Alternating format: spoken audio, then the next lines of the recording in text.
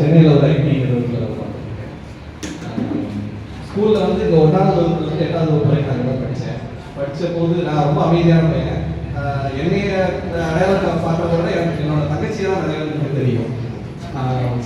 எல்லா டீச்சரையும் ஆல்மோஸ்ட் நான் படிச்சிருக்கேன். எஸ்பெஷலி எனக்கு ரொம்ப ஞாபகம் இருக்கிறது பார்த்தீங்கன்னா கடலட்சுமி டீச்சர், அப்புறம் செல்வி டீச்சர். ஏன்னா தினமும் காலையில் ஸ்கூலில் பார்ப்பேன், ஈவினிங் டியூஷனில் அவங்க வீட்டுக்கு போய் படிப்பேன். அதுக்கப்புறம் முக்கியமாக ரொம்ப ஞாபகம் இருக்குது, 7ஆவது வகுப்பு அவங்க நான் படித்தேன். அவர் இந்த காலை பிடிச்சி கிள்றது எல்லாருக்கும். ஆனால் அவர் கிளாஸ் வந்துட்டாலும் இருக்கிற இடம் தெரியாமல் அமைதியாக உட்காந்துருவோம். ஆனால் அவர் கிளம்பணும்னா போடுவோம் பாருங்க ஆட்டம்.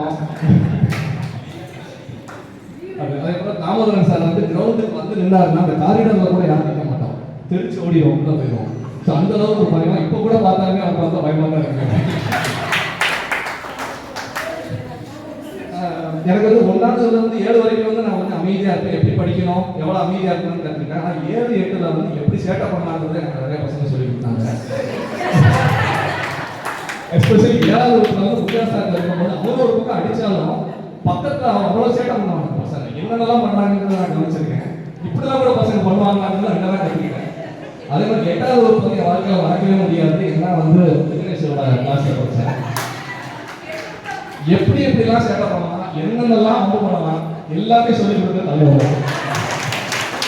ஆனால் எல்லாமே பண்ணிட்டு அவன் நல்லா படிச்சிருவான், சேட்டை பண்ணுவாங்கலாம் மாட்டிக்குவாங்க.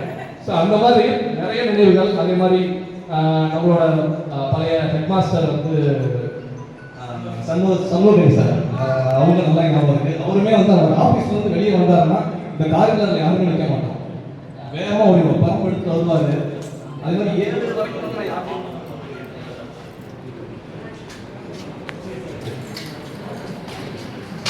7வது வகுப்பு வரைக்கும் வந்து எனக்கு யார்ட்டையும் அடி வாங்கினது கிடையாது.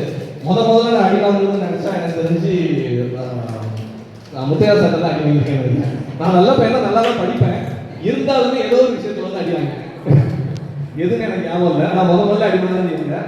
அதுக்கப்புறம் சண்முகன் சார் மொத்தமாக கிளாஸோட அடி வாங்கினோம். ஒரு விஷயத்துக்காக மொத்த பனிஷ்மெண்ட் 2 நாள் வந்து பெஞ்சில் ஏறி நின்னோம். கீழே யாரும் உட்காரப்படாதுன்னாங்க. பெஞ்சில் ஏறி நின்று 2 நாள் முத்துகணேஷ் நல்லா ஞாபகம் இருக்குன்னு நினைக்கிறேன். அவர்கிட்ட நல்லா அடி வாங்கியிருக்கோம். அது மாதிரி சின்ன சின்ன நினைவுகள். கிளாஸில் வந்து நம்ம போர்டை நம்ம அடிச்சுட்டு வந்து அட்டண்டன்ஸ் நம்ம எழுதி போடுறது. அதுக்கப்புறம் வந்து ஸ்கூலில் எல்லாரும் காசு கொடுத்து பானை வாங்கி வைக்கிறது. காலையில் யார் வந்து கிளாஸை க்ளீன் பண்ணுறது. இந்த மாதிரி நிறைய ஞாபகம் இருக்குது. இப்போயும் கூட இந்த ஹாலில் நடந்து போனோம்னா என்னென்னலாம் பண்ணோம், எந்தெந்த கிளாஸ் இங்கே படித்தோம் எல்லாமே இன்னும் நல்லா ஞாபகம் வந்துட்டு இருக்கு எனக்கு. ஸோ அதனால் இந்த வாய்ப்பை அமைச்சு கொடுத்த நண்பர்கள் அனைவருக்கும் நன்றி. நான் கூட முதல்ல இன்வைட் பண்ணும்போது 2-3 டீச்சர் தான் ஃபோட்டோ போட்டுருந்தீங்க இன்வைட் பண்ண மாதிரி. நான் சரி 2-3 வாத்தியார்கள்லாம் வர்றாங்க அப்படின்னு சொன்னேன். ஆனால் இப்போ பார்த்தா எல்லாம் சொல்லிக் கொடுத்த எல்லா வாத்தியார்களுமே பார்க்க முடியுது. எல்லாத்தையும் அமைச்சு கொடுத்த நம்மளோட மாணவர் டீமுக்கு நன்றி.